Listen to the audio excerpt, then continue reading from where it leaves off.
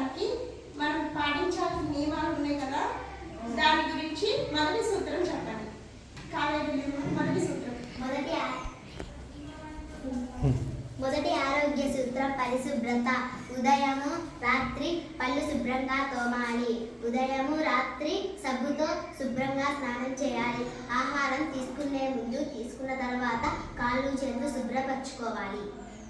రెండవ ఆరోగ్య సూత్రం దుస్తుల పరిశుభ్రత. మనం రోజు ఉతికిన దుస్తులు ధరించాలి.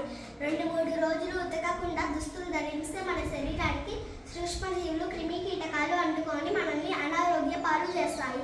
అందుకే ప్రతిరోజు సబ్బుతో ఉతికిన దుస్తులు ధరించాలి, శుభ్రం చేసుకోవాలి.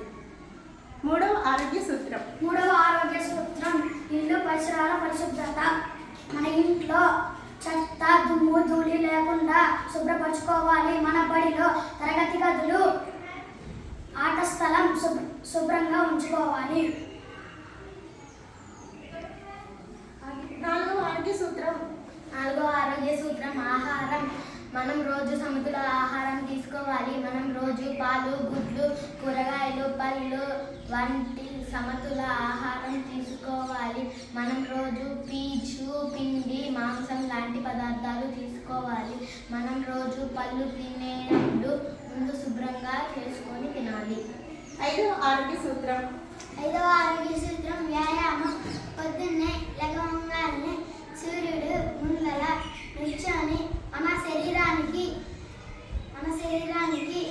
అవసరమైన డి విటమిన్ లభిస్తుంది. మనకు పరిగెత్తడం, నడవటం లాంటి చేస్తే ఆరోగ్యంగా ఉంటాము. Clap for yourself.